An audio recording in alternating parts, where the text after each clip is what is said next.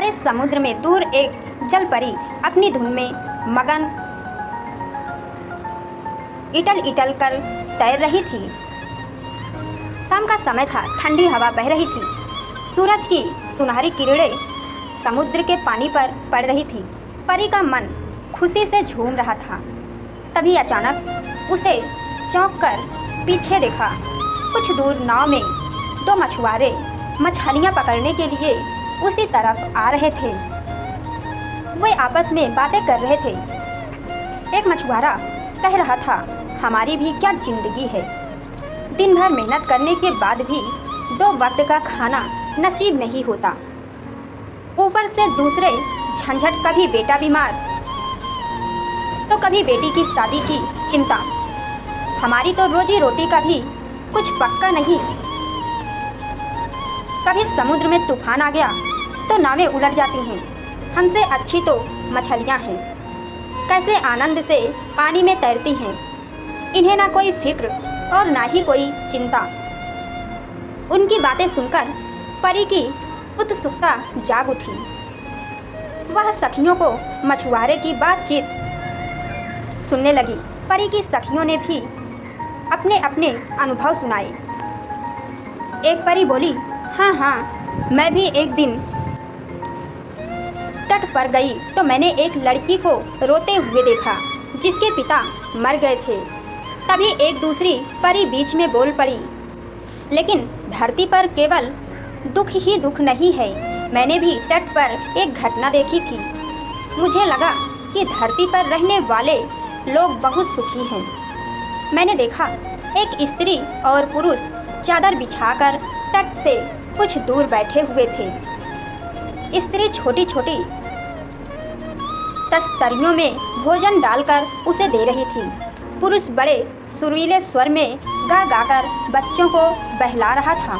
बच्चों की तोतली आवाज़ें सुनकर मुझे इतना अच्छा लग रहा था कि जी हुआ उनके पास ही चली जाऊं।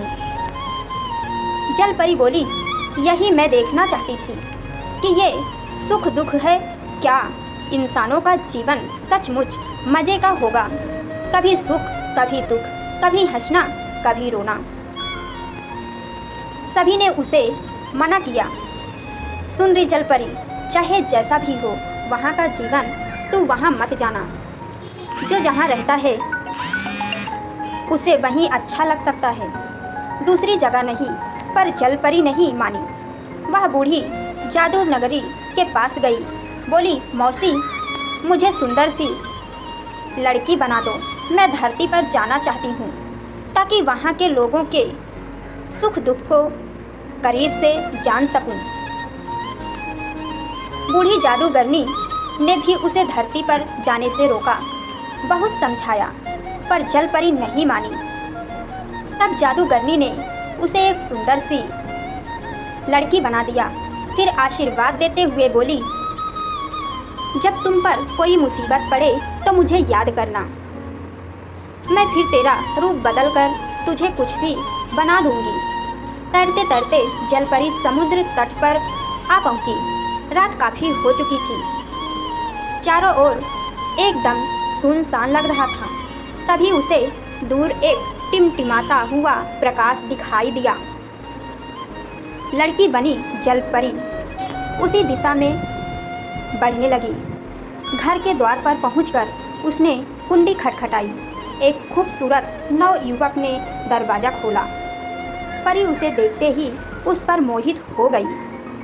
वह बहाना बनाते हुए बोली, हमारी नाव डूब गई है। बहुत से लोग साथ थे, पता नहीं कोई बचा या नहीं। मैं किसी तरह तैरकर किनारे तक आ पहुंची हूँ।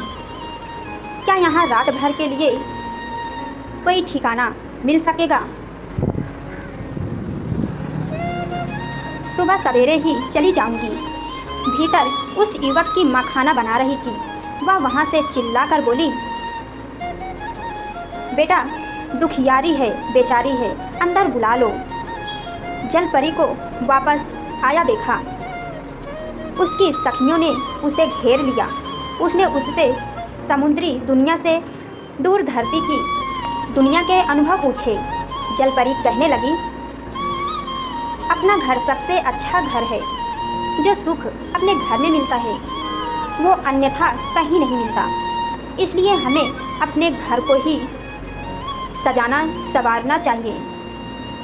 बाहरी दुनिया के अनुभवों ने मुझे यही सिखाया है कि ज़्यादा की आशा छोड़कर थोड़े में ही संतोष करना चाहिए।